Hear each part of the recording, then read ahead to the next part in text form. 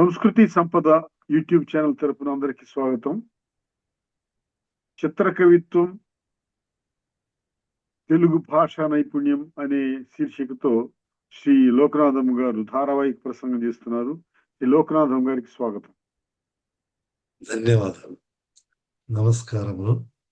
అందరికీ నమస్కారములు. ఈ చిత్ర కవిత్వం అనేది చిత్ర విచిత్రంగా ఉంటుంది. ఇప్పుడు ఈరోజు మనము ఈ చిత్ర కవిత్వము ఏ విధంగా చిత్రీకరించవచ్చు, ఈ గర్భితంగా ఒక పద్యమే ఆ పద్యములో ఒకటి కానీ ఇంకా ఎక్కువైనటువంటి పద్యాలను మనము ఆ గర్భితంగా ఆ పద్యములోనే ఇంకొక పద్యం ఉండాలి. రెండు ఉన్నాయనుకోండి, ఆ రెండు పద్యాలు కూడా ముందు ఉన్నటువంటి ఒక పద్యములోనే ఆ పద్యములో ఉన్న అక్షరాలను పక్కన తీసి పెడితే ఇంకొక పద్యం వస్తుంది. అట్లనే ఇంకొక పద్యాన్ని తీసి పెడితే ఇంకొక పద్యం వస్తుంది. కానీ ఉండేదేమో ఒకటి పద్యము.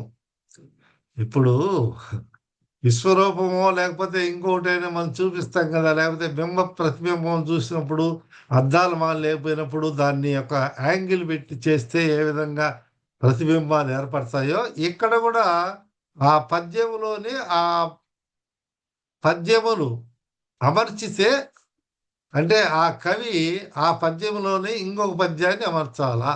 ఎట్లా ఏమి అంటే కొంత మేధాశక్తి అనేది, కొంత సృజనాత్మక శక్తి, పదముల మీద పట్టు, భాష మీద పట్టు, భాషను ప్రయోగించే విధానము, ఇవన్నీ కొంత తెలిసి ఉండాలి.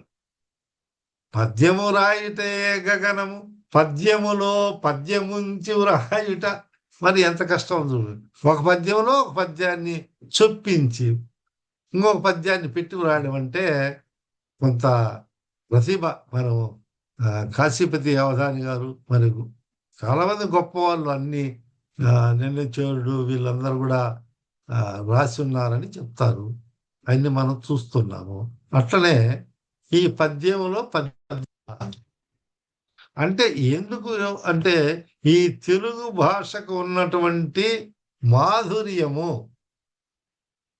తెలుగు భాషకు ఉన్నటువంటి ప్రత్యేకత, ఒక సృజనాత్మకత, అంటే కొత్తదనాన్ని, నూతనత్వాన్ని తెలియజెప్పే విధానంలో ఒక పద్యములో ఇంకొక పద్యం, రెండు పద్యాలు రాసేవాళ్ళను, ఒక పద్యములో 3 పద్యాలు రాసేవాళ్ళను 4 పద్యాలు రాయొచ్చు, ఎన్ని పద్యాలైనా రాయొచ్చు. అంటే వాళ్ళ యొక్క తెలివి తేటలను బట్టి రాయిస్తూ,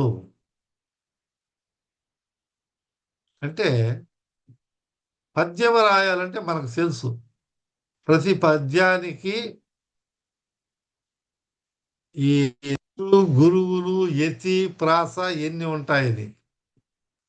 ఇప్పుడు కంద పద్యము దానికి నలసల అట్టే ఉత్పలం భరణవ భరవ, అట్నే చెంపకమాల, ఈ రకరకాల మత్యము, మత్త కోకిలము, ఏ పద్యమైనా కానీ వృత్తము, శీసము, ఏవైనా కానివ్వండి, దానిలో ప్రాస ఉండాలా. దీనిలో ఆ లోపల మీరు ఆ లోపల గర్భితంగా ఉన్నటువంటి పద్యములో కూడా ఆ పద్యానికి సంబంధించినటువంటి ఎత్తులు, ప్రాసలు ఉండాల. అప్పుడే అది గర్భకవిత్వం ఉంటుంది. ఏదో ఏదో ఒక పద్యంలో ముందు ఉన్నటువంటి మూల పద్యంలోనే యతి ప్రాసలు ఉన్నాయి, ఆ గర్భితమైనటువంటి పద్యములో యతి ప్రాసలు లేవంటే అది చెల్లదు. అది చల్లని రోక్ అంటారే, ఆ చల్లని కాయిన్ అంటారే, ఆ నాణ్యము అది చల్లదన్నమాట. అక్కడ ఉండాలా, అంటే పద్య లక్షణాలు అక్కడ ఉండాలా. 2 పద్యాలు ఉంటే 2 పద్యాలలో కూడా 2 అక్షరాలు 2 పద్యాలకు ఉండాలా. ఆ మొట్టమొదటి పద్యంలో ఉండాల. ఈ కింద చూపించిన 2 పద్యాలలో కూడా ఏ కంద పద్యం అయితే కంద పద్య లక్షణం ఉండాలా. తేట పద్యం అయితే తేటగీతి లక్షణం ఉండాలా. ఆ విధంగా ఇప్పుడు మనందరికి తెలుసు. ఈ ఒక పద్యములో ఇప్పుడు తేటగీతిలో ఏదో నగనం ఉంది. ఆహ్, ఏ మీకు ఆహ్, భగనం వేయొచ్చు. లేపోతే యాహ్, తగరం వేయొచ్చు. మళ్ళా తర్వాత 2 కాంతులీలు ఆ విధంగా వగనాలు యేసుకోవచ్చు. ఒక లఘువు, గురువు లేదా మొట్టమొదట్లో నగనము. ఈ 3 లఘువులు లేదా ఒక గురువు, ఒక లఘువు. అట్లా మనము విభజన ప్రకారం దాంట్లో ఉన్న పద్య లక్షణాలను బట్టి మనము ముందే తెలుసుకొనుండాలా. అంటే ఈయన ఏ పద్యం రాయబోతున్నాడు, ఆ పద్యానికి యతి ఎన్నో అక్షరములు ఉంది, యతి స్థానం ఏది, ప్రాస ఏమిటి, అన్నీ సరిపోయినాయా. సందులతో కూడా మనం సంధి చేసే దాంట్లో కూడా ఎన్ని అక్షరాలు ఉంటే అన్ని అక్షరాలు కరెక్ట్ గానే ఉండాలి, సరిపోవాలా. ఇప్పుడు ఒక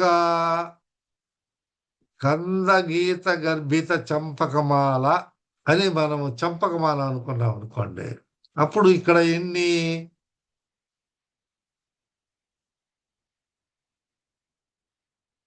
ఈ దీనిలో ఎన్నో అక్షరము యతి స్థానంలో ఉంటుంది అంటే 11వ అక్షరం.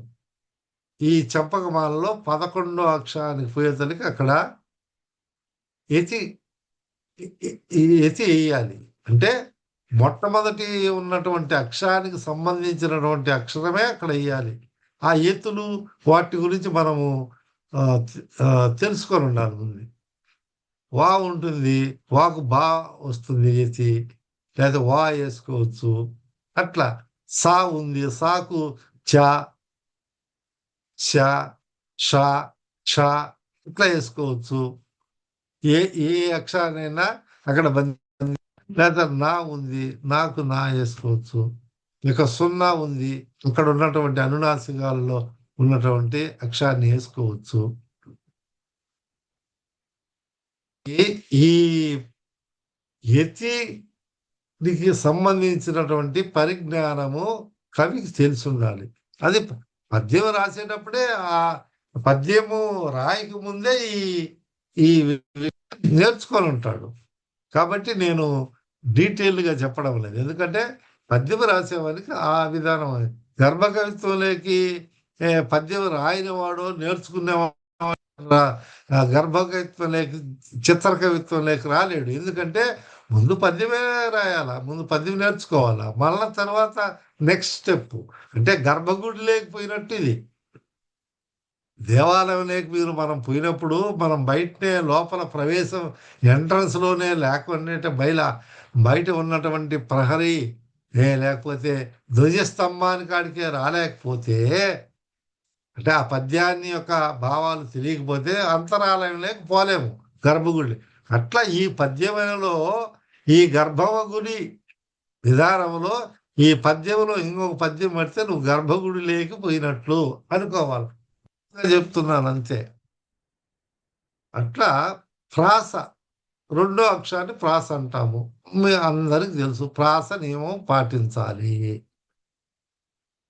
ఈ యతి స్థానంలో మామూలుగా తేటగీతికి వాటికైతే 2వ అక్షరంలో అయినా యతి వేసుకోవచ్చు. కానీ ఈ వృత్తాలలో వేసుకునేదానికి లేదు. కాబట్టి ఆ విధంగా ఉండాలి. నేనిప్పుడు చెప్పబోయే పద్యములో మనం తెలుగు భాష గురించి మాట్లాడుకుంటున్నాము. తెలుగు నైపుణ్యం కాబట్టి నేను రాసినటువంటి ఈ తెలుగు పద్యాన్ని గర్భిత,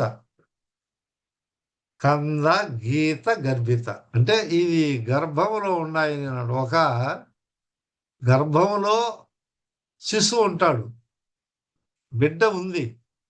కానీ ఆమె బయటికి గర్భం ప్రసవం కాకముందు ఆ శిశువు పక్కన శిశువు ఇచ్చిన తర్వాత ఎట్లా కనిపిస్తాడో ఇట్లా ఈ గర్భస్థంగా లోపల అంతర్భాగంగా ఉంటుంది. దాన్ని మళ్ళా చూపించినప్పుడు మా పక్కకు తీసి ఈ పద్య విధానం చూపించడం గుర్తుపెట్టదు.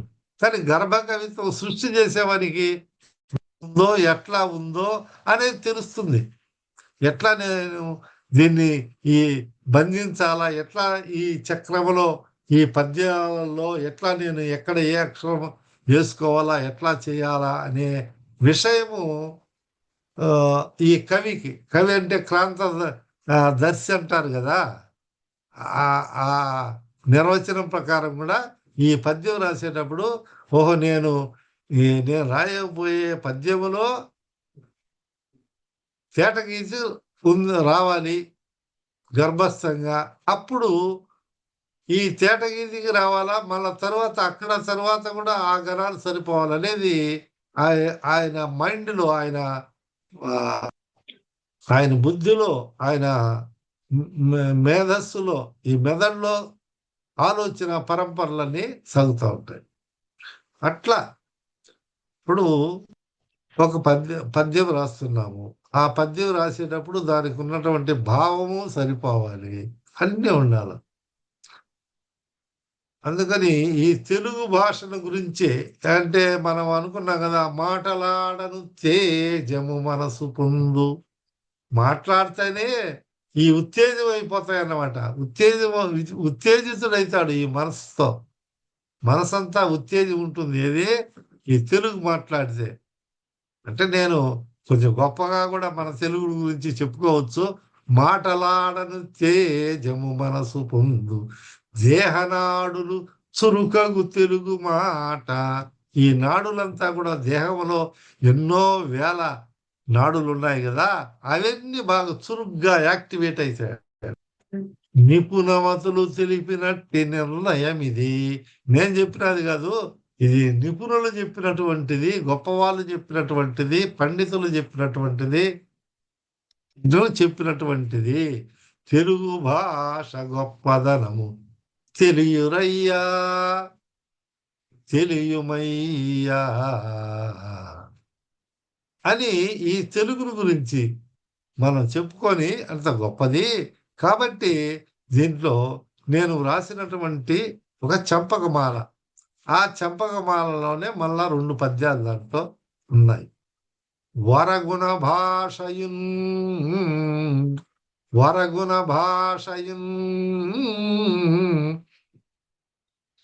కనక వాగ్గణనీయపు కాంతులీనుగా. వరగుణ భాషయున్ కనక వాగ్గణనీయపు కాంతులీనుగా. సురగుణమైనదై తెలుగు శోభిత చందన దివ్యతేజమై. ఈ భాష సురగుణమైంది అంటే దేవతలు ఎట్లయితే వాళ్ళకు గుణాలు ఉన్నాయో ఈ భాషకు అవి సురగుణమైనదై తెలుగు శోభిత ఉంది. చందనం అంటే మనకు పరిమళ భరితం కదా, ఆ శోభగా ఉంది. వాసనలు వెదజల్లుతారు. చందన దివ్య తేజమై, తన తేజస్సు దివ్యంగా ఉంది. ఎందుకు ముందు నేను సురగర అన్నాను కాబట్టి వాళ్ళ తేజస్సు కూడా దివ్యంగా ఉంటుంది. అట్లా మన తెలుగు భాషకు ఈ విధమైనటువంటి తేజస్సు ఉంది. చిరఘన కీర్తి అయి అంటే ఎంతో కాలం నుంచి ఘనకీర్తి. కావాలంటే గుణకీర్తి అని కూడా మనం పెట్టుకోవచ్చు. ఈ పద్యంలో ఏది పెట్టుకున్నా సరిపోతుంది. అంటే అద్భుతమైనటువంటి ఒక కీర్తి ఉంది ఈ తెలుగు భాషకు. ఎందువల్ల దేశ భాషలందు తెలుగు లెస్స అన్నాం కదా, అందుకని నేను చిరఘన కీర్తి అయి అని నా భావంతో, అంటే కవి ఆయన స్వతంత్రుడు కదా, ఆయన భావిస్తాడు కదా, ఆయన ఊహించి రాస్తాడు. అంటే మరీ పనికిరానాటి ఏదో రాస్తే అది ఎవరు మెచ్చుకోరు. అంటే దానికి కనీసము ఎగ్జాజరేషన్ చేయొచ్చు కానీ కొంచెమన్నా ఉండాలి. ఏమీ లేని వాడిని గురించి వాడు వీరుడు, శూరుడు అంటే వాడు నడవలేని గురించి వాడిని ఒకడు పట్టుకొని వచ్చేవాడిని వాడు ఆహ్, ఆహ్, బలహీనుడిని అంటే వాడిని గొప్ప వీరుడని ఇస్తే లోకం నమ్మదు. కాబట్టి నమ్మే విధానంలో సరిగా ఉన్నది. చెప్పినది యుక్తముగా ఉన్నది.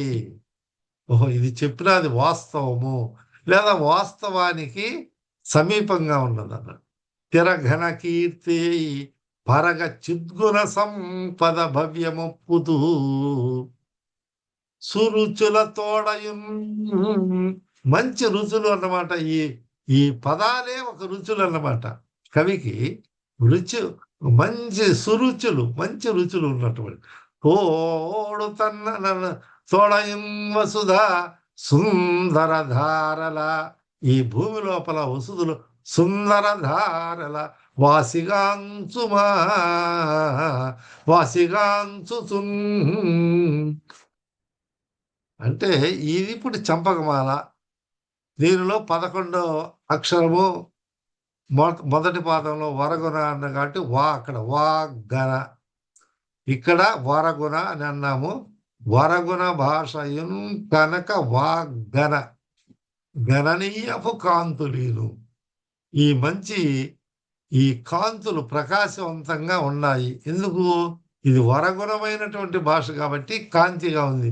ఎటువంటి కనక వాగ్గన కనక అంటే ఈ తెలుగు భాషలో కచ్చిక పదాలు, కనక పదాలు, వికట కవి ఇవన్నీ ఉన్నాయి. అంటే ఎట్లా వెనక నుంచి ముందుకు, ముందు నుంచి వెనకు చదివినా ఒకే అర్థం, ఒకే అక్షరాలు. ఇప్పుడు కనక క నా క క నా క కా చి క మధ్యలో ఉండే అక్షరం ఒకటే కా చి క కచ్చిక. అందువల్ల వికట కవి మనం ఈ అందరికి తెలిసినటువంటి వికట కవి ఇట్లా వెనక నుంచి చదువు, ముందు నుంచి చదువు అట్లా. అంటే ఇటువంటి పదాలకు కూడా ఉంది ఇక్కడ ఈ తెలుగు భాషలో ఇట్లా ఉపయోగించవచ్చు అని చెప్పి అందువల్ల ఇది వరగుణ భాష. ఇప్పుడు కనక వాగ్గణనీయపు కాంతులీనుగా అని చెప్పారు. ఇక్కడ ఏంటి? కనక వాగ్గణనీయపు కాంతులీను. ఇక్కడ ఈ నగనం నుంచి ఆ ఆఖరిలో ఉన్నటువంటి ఒక అక్షరాన్ని వదిలిపెట్టి తేటగీతలో కింద పెడితే అది ఒక పాదమైంది. ఏం పాదమైంది? వరగుణ భాషయున్ అంతవరకు తీసేసి కనక వాగ్గణనీయపు కాంతులీను. కనక వాగ్గణనీయపు కాంతులీను అంటే తేటగీతలో మీరు చూసుకోండి. నగరం ఉంది, తర్వాత తగరం ఉంది, తర్వాత బగరం ఉంది, మళ్ళా 2 ఎత్తున్నాం. కాబట్టి అది సరిపోయింది. కనక వాగ్గణనీయపు కాకు కాంతు. ఇక్కడ మనకి ఇతిస్థానం సరిపోయింది. కనకాలో క, కాంతులీనులో క. కనక వాగ్గణనీయపు కాంతులీను. ఈ అక్షరాలన్నీ ఈ మొట్టమొదట్లోంచి కింద అట్టే నేను తీసి కింద పెడితే ఆ మొదటి పాదం వచ్చింది. రెండో పదము సురగుణమైనది తెలుగు. ఈ తెలుగు భాష మంచి సురగుణంగా అయింది. అంటే దేవతా గుణాలన్నీ కలిగి ఉంది. శోభిత చందన దివ్య తేజమై ముందు చెప్పాను కదా. ఆఖరి పదం తీసే మై తేజమై అనేది ఇక్కడ సురగుణమైనదై అన్నాము. ఇప్పుడు తెలుగు శోభ చందన దివ్య తేజ రెండో లైన్లో కనక వాగ్గణనీయపు కాంతులేను మొదటి, రెండో లైన్లోంచి తెలుగు శోభిత చందన దివ్య తేజ అని కింద మనము రెండో లైన్లో తేటగీది పెడితే తెలుగు శోభిత చందన దివ్య తేజ. ఈ తెలుగు ఎటువంటిది? శోభితంగా ఉంది, చందనంగా ఉంది, దివ్య తేజంగా ఉంది. అర్థం వచ్చింది. పైనకు అర్థం సరిపోయింది, ఇక్కడ అర్థం సరిపోయింది. మూడో పాదం తీసుకోండి. చిరఘన కీర్తి అయి పరగ చిద్గుణ సంపద భవ్యమొప్పుతూ అన్నాడు. ఇక్కడ ఈ పరగ చిద్గుణ సంపద భవ్య ఒప్పదు. ఇక్కడ కూడా చూడండి, ఈడ చీ ఉంది, ఈడ చిద్గుణ ఉంది. ఈ రెండింటికి ఇది సరిపోయింది, ఏది చెప్పకమాలలో. కానీ ఇక్కడ పరగ భవ్య చిద్గుణ సంపద భవ్య ముప్పని మూడో పదం వచ్చింది. ఇక్కడ పాకు, తర్వాత ఇక్కడ బాకు తీస్తే అక్కడ మనకు ఏసి సరిపోయింది. అంటే 3 పాదాలు ఇప్పుడు మనం దాంట్లోంచి తీసి ఇక్కడ పెట్టడమే. అక్షరాలు లేకపోతే బ్రాకెట్లో పెట్టుకొని చదువుకున్నా అక్కడే తెలిసిపోతుంది. ఒక బ్రాకెట్ పెట్టుకొని కుండలీకరణం అనేది మనం పెడితే, ఆ కుండలీకరణంలో ఈ కుండలీకరణం అంటే ఆ కుండలీకరణంలో ఉన్నటువంటిది తేట గీతి అంటే 4వ దానికి సురుచుల తోడయున్ వసుధ సుందర ధారల వాసిగాంచు. వసుధ కానించి ధారల వాసిగాంచు, వసుధ సుందర ధారల వాసిగాంచు. ఇక్కడ వా ఉన్నది, దానికి ఏతేంది వాసిగాంచు, వా వచ్చింది. ఇప్పుడు పద్యం తేటగీది పద్యము మనం చదివితే, కనక వాగ్దననీయపు కాంతులీను తెలుగు శోభిత చందన దివ్య తేజ పరగ సద్గుణ సంపద భవ్యముప్పు వసుధ సుందర ధారల వాసిగాంచు. ఈ సుందరమైనటువంటి ధారలతో వాసి అంటే మంచి పేరు ప్రఖ్యాతులు వాసికి ఎక్కువ అంటారే, అట్లా ఈ తెలుగు భాషను గురించి మనం పద్యము చంపకమాల పద్యములో ఇప్పుడు త్యాగిని మీకు చూపించాను. ఇదే పద్యంలో కన్న పద్యం ఉంది. వరగుణ భాషయన్ కనక వాగ్గననీయపు కాంతులీనుగా సురగుణమైనదై అనే కాడ ఇక్కడ మొట్టమొదటి 2 అక్షరాలు వదిలిపెట్టా. వర అనే దాంట్లో వా రా పక్కకు తీసేస్తే గుణ భాషయున్ అంటే గుణం, మంచి గుణం ఉన్న భాష. అక్కడేమో వరగుణ భాష అని అర్థం చెప్పుకున్నాము, శ్రేష్టమైనటువంటి. ఇక్కడ గుణ భాష, మంచి గుణవంతుడు అని అంటాం కదా. ఆ విధానంలో మనకు ఇక్కడ కూడా అర్థం చెడకుండా గుణ భాష మంచి గుణాలు నేర్పుతుందయా మా తెలుగు భాష అని మనం చెప్తున్నాం వేరే వాళ్ళకి. కానీ గుణ భాషయున్ కనక వాగ్గననీయపు, ఇప్పుడు వరుసగా ఈ సురగుణమై అనేంతవరకు 2వ పాదంలో సురగుణమై అనేంతవరకు మనము కంద పద్యాన్ని 2వ పాదం పూర్తయింది. అంటే మొదటి 1, 2 అక్కడే ఆ 8 గణాలు పూర్తయింది. గుణ భాషయున్ కనక వాగ్గననీయపు, వాగ్గన ఇక్కడ గాకు కావలసిన పక్కన మీకు నా అనేది ప్రాసాక్షరం రావాలి కదా. కాబట్టి ఆడ గుణ ఉంది, ఇక్కడ వా గన గా వస్తే గా నా కింద ఉంది కాబట్టి ఇది 2వ అక్షరము నా వచ్చేసింది. అక్కడ కన్నడ పద్యంలో ప్రాస వచ్చింది. అక్కడ కూడా గణనీయపు కాంతులీనుగా ఈ గా ఉంది కదా, ఇక్కడ గణ అనే కాడ గా. ఇప్పుడు కాంతులీనుగా సురగుణమై, గా సురగుణమై, అక్కడ ఆ గాకు ఈ గణాలో ఉండే గాకు ఇచ్చి సరిపోయింది. ఎందుకు గాకు కా ఉండొచ్చు, ఏదైనా ఉండొచ్చు, మీకు తెలుసు. కాబట్టి దీనిలో ఈ పద్యంలోని చంపకమాల ఉన్నప్పటికీ ఇక్కడుండే గాకు కాంతులీనుగా అనే గాకు ఇక్కడ ఏసి సరిపోయింది. కంద పద్యంలో 7వ గణంలో మొదటి అక్షరం ఏసి వస్తుంది కదా. మళ్ళా అట్టే 3వ పాదంలో చిర అనేది తీసేసింది. వర అని అక్కడ ఎట్లయితే 2 అక్షరాలు వదిలిపెట్టామో ఇక్కడ 2 అక్షరాలు వదిలిపెడితే ఇక్కడ ఘనకీర్తి పరగ సద్గుణ సంపద భవ్యమ పొదు సురుచులతో గుణ అనేది ఉంది. సద్గుణ అనే దాంట్లో నా వచ్చింది.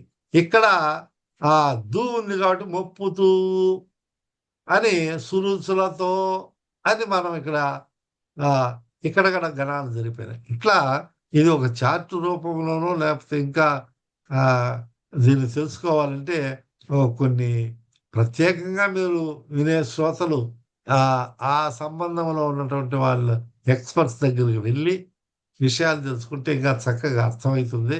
కాబట్టి నేను ఈ ఒక పద్యంలో 2 పద్యాలు ఇది ఒక చిత్రకవిత నైపుణ్యం. ఒక కవి నైపుణ్యం. అంటే 2 పద్యాలలో గూడా 3 పద్యాలలో గూడా భావం చెడగూడదు. ఎతులు, ప్రాసలుకు దోషం వాటిల్లకూడదు. అట్లా ఉన్నప్పుడే అది గర్భ చిత్ర కవిత్వం, గర్భ కవిత్వం. దీన్ని గర్భంలో అంటే ఒక పద్యంలో ఇంకొక గర్భంలో ఆ పద్య గర్భంలో ఉంచినట్లు. కాబట్టి ఇటువంటి తెలుగు భాషలో ఎన్నో రకాలైనటువంటి విశేషాలు ఉన్నాయి కాబట్టి మీరందరూ నేర్చుకొని దీన్ని ప్రయత్నం చేస్తారని నేను మనవి చేస్తున్నాను. అందరికీ వందనాలు. చిత్ర కవిత్వము, దాని లక్షణాలు, తెలుగు భాష నైపుణ్యం గురించి చక్కగా వివరించిన శ్రీ లోకనాథం గారికి ధన్యవాదాలు. ధన్యవాదాలు సార్. నమస్తే.